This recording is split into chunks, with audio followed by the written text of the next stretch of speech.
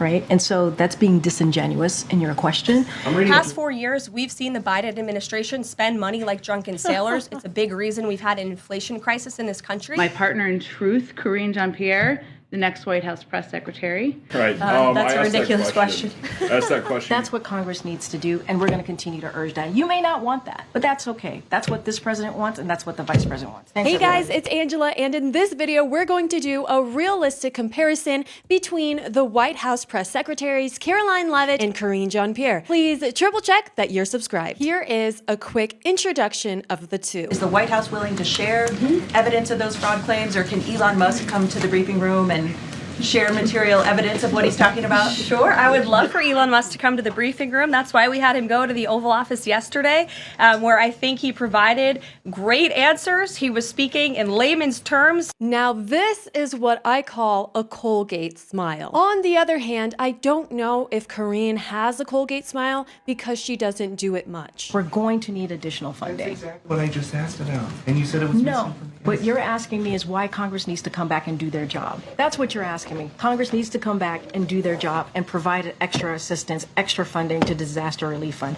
That's what Congress needs to do, and we're going to continue to urge that. You may not want that, but that's okay. That's what this president wants, and that's what the vice president wants. Thanks, everybody. Karine really just said peace out. When she doesn't want to answer a question, she simply just gets offended and then leaves. Karoline has a beautiful family. She's married and she is a new mom. Check out these pictures that she shared on Valentine's Day. And then on the other hand, Karine was dating a woman named Suzanne for 10 years. They just broke up September of 2023 and they have an adopted daughter together. Many people speculate that Karine was just a DEI hire, whereas Karoline is actually qualified for the job. This introduction to Karine had a little bit too much PDA. I just want to take the opportunity to celebrate So cute. and congratulate my friend, Why did they look at each other like that? my colleague, my partner in truth, Karine Jean-Pierre, the next White House press secretary. Now, many people in this room have known her for some time, but for anyone who does not know her, I want to provide a little bit of a primer for you, so settle in. I mean, they're like holding hands, hugging each other, looking at each other like 6 inches away. First, as you all know, she will be the first Black woman, the first out LGBTQ plus person to serve in this role, which is amazing because representation matters. And she is going to Representation to a very, very small percent of the population. Representation to liars all around the world. They finally feel represented. Karoline is a devout Catholic, and Karine also grew up Catholic, but perhaps it was too strict, very conservative, crucifixes on the walls, no TV, no sleepovers, and maybe that is why she turned out the way she did. It is so funny that they made this huge ordeal about Karine being the first ever Black and LGBTQ White House press secretary just for a white straight male to continuously steal her shine. That is Peter Doocy. In all of Karine's most viewed videos, Peter Doocy is there asking her a question, and he did not let her off easy. Peter Doocy here, outside the West Wing of the White House, where this week, one of my questions about foreign aid versus hurricane relief was called misinformation. President Biden is fond of saying, show me your budget and I will tell you what you value. If he's got money for people in Lebanon right now, without Congress having to come back, what does it say about his values? There's not enough money right now for His people values, in North Carolina who need it. That's not misinformation. Wait, no, that is your whole premise of the question is misinformation, sir. What you do? Yes, Which it's part? misinformation. I've got the information right here. The vice president is posting on social media about $157 million in additional assistance to the people of Lebanon.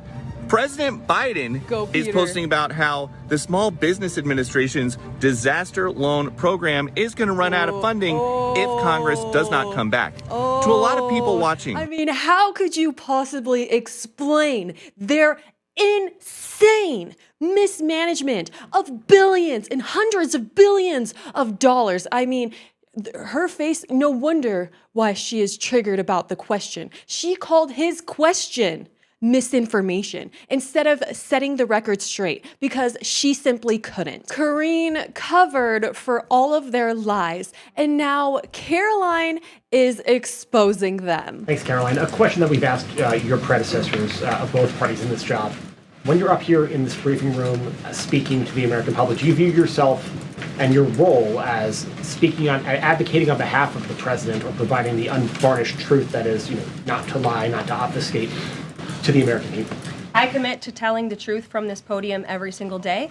I commit to speaking on behalf of the President of the United States. That is my job.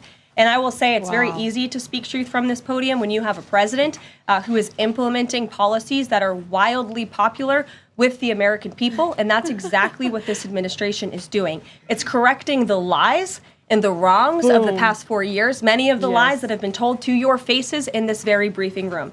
I will not do that. But since you brought up Truth Seek, I would like to point out, while I vowed to provide the truth from this podium, we ask that all of you in this room hold yourselves to that same standard. Immediately, they're all just like, oh no, now that is something we just cannot do. I mean, we are comparing apples to oranges because this is something that Karine would never do. She would never commit and say outright that she promises to tell the truth and that is what their administration is about. I mean, that is why Donald Trump has an entire social media platform called Truth Social. They are committed to the truth, and that is why this moment with CNN has over 22 million views. I don't agree. Which White House official made the decision to bar the AP reporter from the Oval Office and the diplomatic reception room last night? Well, first of all, let me just set the record straight. It is a privilege to cover this White House. It's a privilege to be the White House press secretary. And nobody has the right to go into the Oval Office and ask the President of the United States questions. That's an invitation that is given. And there are hundreds of outlets on this campus, many of you in this room who don't have the privilege of being part of that pool every single day and getting to ask the President questions. We reserve the right to decide who gets to go into the Oval Office. And you all have credentials to be here, including the Associated Press, who is in this briefing room today. I mean, this is the first time that the media is being held accountable for their reporting. All right, now let's go down the Karine rabbit hole and see how well she did. I know you don't want to talk about campaign stuff, so I would just look for I your... really don't. I would just look for your It's not even that I insight don't then. want to. I can't. Then how about your Peter. insight as the most prominent political communicator in the world? The White House press In the secretary. world? In the world. White House press secretary. She's like, I'm a DEI hire. What are you talking about? The world. Does a person generally want to debate when they are winning or when they are losing? I am not going to do political punditry from here, my friend. The prep is something that traditionally can happen here at the White House. Who is going to stand in during the prep for Donald Trump? Who's going to stand in? Do you want to stand in for Donald Trump? Do you want to do that? I can connect you with the campaign. That might be fun for you. Actually, so you're saying I can go debate Joe Biden behind the scenes You know for what? as long as I want? I Actually, think that might be fun for both of you. It might be fun for both of you. I think that might be fun. I just wonder if they ever got any serious answers out of her. She seems annoyed no matter what Peter asks her, even when he asks her how she is doing. How are you doing with all of this, Karine? You care about how I feel? Are you going to stick around for a potential President Harris administration? Oh my goodness. Let me just get through the day. Can I just get through today? I do have some other questions. No, I think that's good. I think we're good. I think we're good. Oh no. Karine, How are you doing? Are you I'm good? doing okay, thank Yeah, you. I haven't seen you in a while.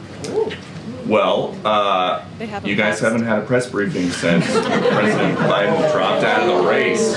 So, President hasn't been here. He just got here yesterday. And now I'm here taking your questions. thank you. You're here taking his questions, except you aren't, because you literally were just basically complaining about your job, saying, oh, just let me get through the day. I mean, she seems like that coworker who is just always complaining about how tired they are and how they just don't want to do any work, even though it's their actual job. Last last time I reacted to her, I didn't get to play this full clip, and I have to because it is my favorite moment of her entire career. Her leaving. Hi. Thank you, Karine. If I don't see you again Well, you know. in the briefing, thank you for always. You could have stopped taking the hard questions years ago, and you didn't. So we appreciate that. Over 2 years, my friend. This is, let's say, one last dance, right? I don't know how I'm going to fill my dance card now. How will I fill that void without you? You tell me. You tell me. I think it's so funny that the first time I've seen her so happy and laughing is on her last day of work. Rumors in here, I guess. He's getting red too. Look at him. So, a week from now, it's all over. Yes. Yes, I'm so done with this job. Again, her most popular moments are questions from Peter Doocy, and we don't even hear her speak much at all. I mean, this went on for literally years. So, what do you call it here at the White House when 10,000 people illegally cross the border in a single day? So what do you call it, Peter, when GOP puts forth wait, no, you can't. Karine? I'm answering. Okay, we're gonna move You're on. answering a question with a question? We're just gonna move on when we're asked about the millions and millions of illegals crossing the border. No, we're moving on. Karine, Moving. please. In the back. You said you were stopping the flow at the border. No. I 10,000 tried to migrants. answer, Peter. I Okay. tried to answer the question. You didn't try to answer. You asked him a question when he was asking you a question. That's wild. You stopped me. Let's go. I'm going to say, actually, with the border, how many people coming into this country illegally is enough? I know the numbers, but enough Okay. for what? Enough just to stop the flow. As I mentioned, this is a problem that's been around for some time now, for decades. A broken system. Wow. She freaked out as soon as she heard what the question was about. So when Donald Trump is talking about a bloodbath, it is violent rhetoric. What was it when Joe Biden said in 2020, what we can't let happen is let this primary become a negative bloodbath? Let's be very clear. You gotta actually ask me the question in context of what it was said, right? And what it was said when he said that, right? In his remarks, in his speech, right? And so that's being disingenuous in your question. I'm reading a direct quote from Joe Biden. What we can't let happen is let this primary become... You're being disingenuous with your question. She literally cannot answer a question, and his questions are really well thought out. They're very good. ...become a negative bloodbath. He was talking about a group of people. A group of people. That's what he's talking about. What the president was talking about during the primary was not to allow it to be the words and the primary and that election to be. And people and community. That's what this is about. The people, Peter. Okay? How could you even ask such a disingenuous question like that? This is the reason why people say that we have had a tremendous improvement in our White House. Is election denying a joke now? What do you mean? You have to say more than What do you mean, Peter? I mean, she's crazy. just make a random statement. Why did the president say, hello, Virginia, and the real governor, Terry McAuliffe? He was making a joke about Terry. He was making a joke. He was. I mean, if you play it back, it's clearly that the president was making a joke. What's the joke? He was making a joke about McAuliffe's previous term as governor. How are you guys going to convince people, though, that this idea of denying election results is very bad if President Biden is going out and making jokes like this? He did not deny. He did not deny it. He congratulated Governor Youngkin. Matter of fact, when he won his election, he did it out of the gate. Out of the gate. I did not realize how bad she was. Not only was she a DEI hire, but she also expected to get a free pass from all of these questions because she was a DEI hire, and every question could be considered offensive to her, and therefore she could easily avoid questions better. There was just too much focus on her identity and her personality and her feelings than there was on the actual job, the facts, what the administration was doing, their policies, and transparency with the American people. I also said at the first briefing, I would not be here today if it were not for generations of barrier-breaking people before me.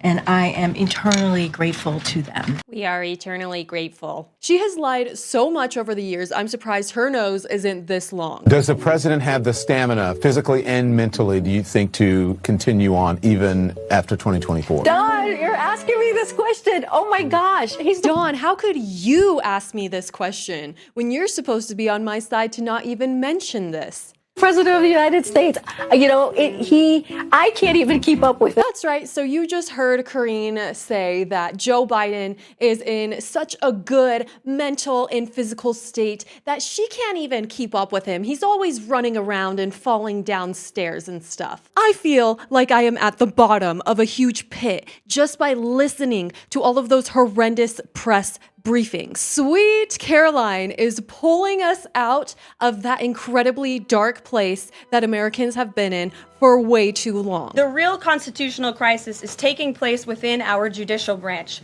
where district court judges in liberal districts across the country are abusing their power to unilaterally block President Trump's basic executive authority. We believe these judges are acting as judicial activists rather than honest arbiters of the law. And they have issued at least 12 injunctions against this administration in the past 14 days, often without citing any evidence or grounds for their lawsuits. This is part of a larger concerted effort by Democrat activists and nothing more than the continuation of the weaponization of justice against President Trump. There has to be so much power in the deep state, in all of these elitists who have their hands in our government, and to have an outsider go in and dismantle everything and shake up everything is really exciting. And to do it with transparency, I mean, it is actually just, I am in awe watching it unfold. Karoline Leavitt is so cool that people take time out of their days to make cool edits about her. And I would just say a strong message to Democrats who are out there pretending to be outraged about the long list of crap that this administration is cutting, federal waste and funding, like $2 million for sex changes in Guatemala, $6 million to fund tourism in Egypt, $20 million on a new Sesame Street show in Iraq, $4.5 million to combat disinformation in Kazakhstan. I could go on, and I'm happy to provide this list to every single one of you. Democrats are outraged that the American people want to be, they want their taxpayers going to good uses, not stuff like this. I mean, you can hear it in her voice and in her conviction that she has a purpose, that she is strong, she is rooted, she has strong values, and she is out for a mission. Whereas Karine seemed like a house of paper cards. She was always just blowing over. She seemed weak. Karoline is strong, and she has a strong message. Something that people love about Karoline is she actually answers questions. She actually does what she is supposed to do. Are any officials here preparing to fight Democratic lawmakers in the streets? Absolutely not. So some of these, thanks for the question. Some elected Democrats are so steamed about Doge. Congresswoman LaMonica McIver says we are at war. Ilhan Omar says we might actually see somebody get killed. And Chris Van Hollen says we have to fight this in the Congress, we have to fight this in the streets. So what now? And may I just point out, if you heard that type of violent, enticing rhetoric from our side of the aisle, from Republican leaders on Capitol Hill, I think there would be a lot more outrage in this room today. It's unacceptable, the comments that have been made by these Democrat leaders, and frankly, they don't even know what they're talking about. Because President Trump was elected with a mandate from the American people to make this government more efficient.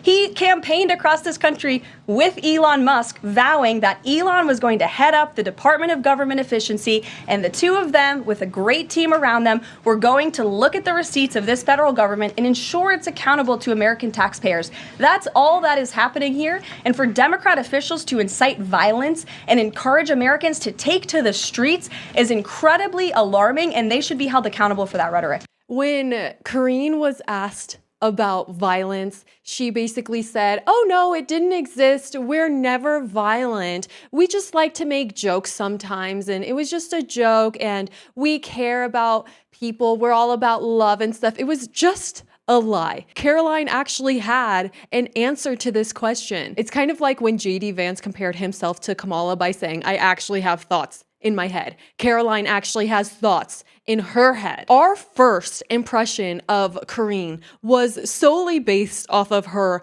identity, and that was how we were supposed to get to know her. But in Karoline's first press briefing, she says this. Past 4 years, we've seen the Biden administration spend money like drunken sailors. It's a big reason we've had an inflation crisis in this country.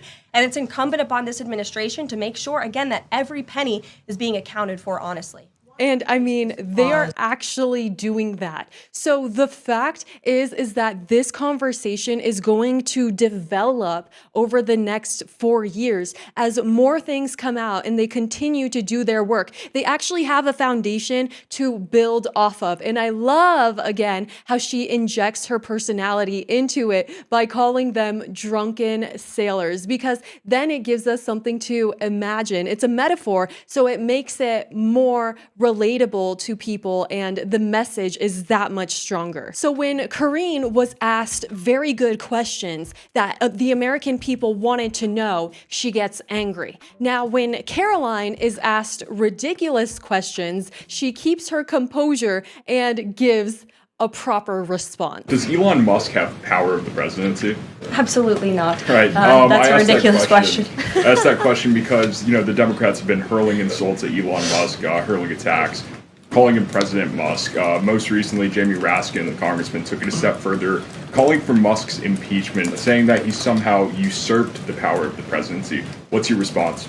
It's utterly ridiculous. Elon Musk addressed this in the Oval Office yesterday. The president addressed it as well. Elon Musk is serving at the pleasure of the president, just like everybody else on this team. He takes directives directly from the president of the United States. And I think some of the comments that you referred to are nothing more than a failed attempt from the media and from Democrats to try to sow division in this White House. We saw them do it in the first term. We're not going to let them do it in the second term. This is a unified team who is working at the pleasure of the president. So good. It is so good. Even though it was such a ridiculous question, she still had the right material to answer it. And a lot of people say that this is what Karoline looks like, standing there with the facts, exposing them. And this is what Karine looks like.